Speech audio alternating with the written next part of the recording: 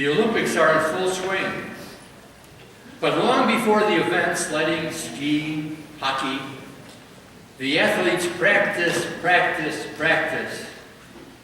usually taught under the careful scrutiny of a mentor, a coach. And they learned, and then they did, and then they learned again, all to become winners. Jesus went up on the mountain, and after he had sat down, his disciples came to him, and he began to teach them the Beatitudes, the way of following Jesus. No longer the Ten Commandments. The way of Jesus, much more demanding. Blessed are the poor in spirit. The poor in spirit, those who really believe that all is gift, that they've inherited from the genes of their parents, given opportunities to go to school and to progress in life. All is gift to be used for the good of all. Blessed are the merciful, for they will be shown mercy. Blessed are the peacemakers, for they shall be called children of God. To be poor in spirit, to be merciful, compassionate, to be a peacemaker. And Jesus turned to those very ordinary men and women, people like you and me, and he told them that following after him in this way, they, with him, empowered by the Holy Spirit, they would be partners with him in the work of salvation. So the greatness of being called by Jesus. You are the salt of the earth, he said, to bring by your life the taste of the gospel message, to attract people to the beauty and life that is found in following Christ. You are the light of the world, he said. We are to break through the barriers of unbelief, the darkness of unbelief, with the power and the brilliance of the way of Jesus. So what does all this mean in the concrete? So with easy to understand words. You know, our world always wants to look for consequences. They're not terribly interested in the premise from which it comes. They say, you know, show me the beef. I want to see what it looks like in the real world. So, the key to connecting the ideal to real life becomes clearer later in Matthew's Gospel when Jesus says, whatever you do to the least of my brothers or sisters, you do to me. You know, we are very aware of the limits. Sometimes it's the indifference, and sometimes the sinfulness on every level of this people who are called church.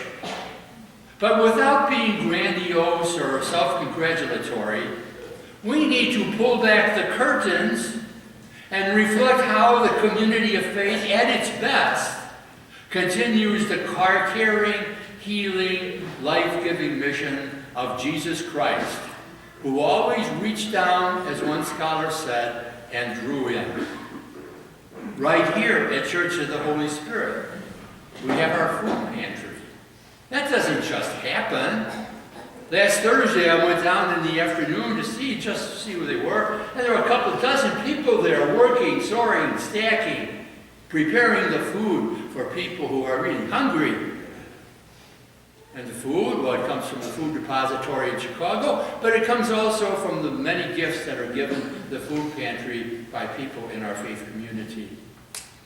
In all our parishes, the Vincent de Paul Society visits and addresses the needs of all. I can recall when I was a parish on the south side of Chicago, I ran a poor parish, and we had a Vincent de Paul Society, and these men would go and visit all the people who came to us seeking help. On their own time, ordinary poor people. And this happens in churches all over the world, and all over the United States, and here in Chicago as well. The ministry of care in our parish. People visiting, bringing Holy Communion to the homebound, just being there for them. Catechists, liturgy volunteers.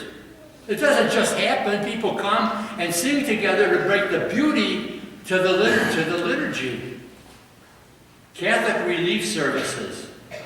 Through the financial support of American Catholics, they actively address the needs of third world nations. Maybe I brought this up before, but a few years ago when I was presiding at Mass at Church at Holy Family Parish, I mentioned this, and a lady came up to me. She said, "I'm so glad that you mentioned the Catholic Relief Services. My son is the manager of a big part, I think the nation was Kenya, and he married a native girl. And she was so proud of him. And I thought, what a difference.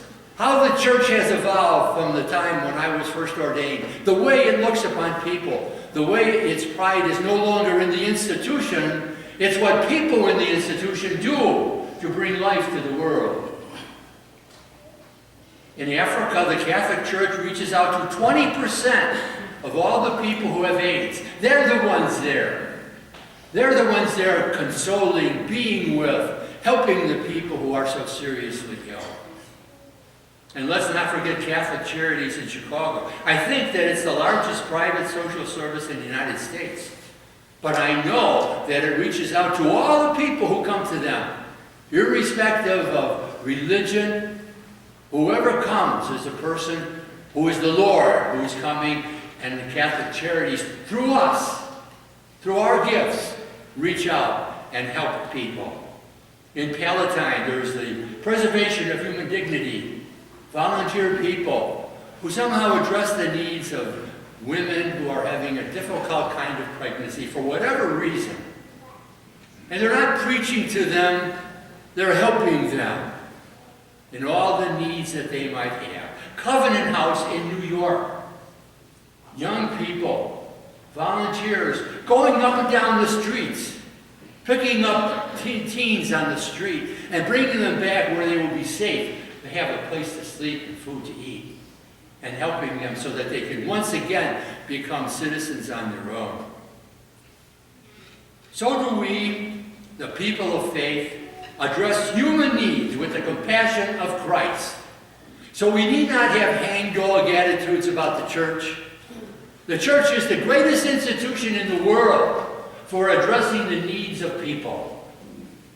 And all of it, and if the real heroes are the people who are on the firing line, all of us make it possible by reaching down and digging deeply and giving generously.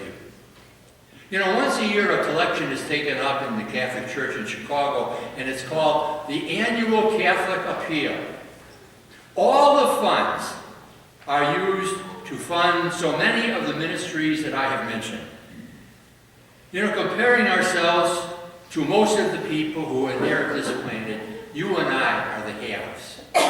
We're the haves. And one of the strengths of the church as institution, its ability to mobilize for personnel and funds to make real the saving mission of Jesus. It's because we're bound together in this institution by the power of the Spirit. Evidence with the bishops part of it, but they're not the whole thing. All of us are the glue that has it hang together. So we can be salt, light, if we put flesh and blood on the pronouncement of Jesus and respond to what he says when he says, whatever you do for the least of my brothers and sisters, you do for me.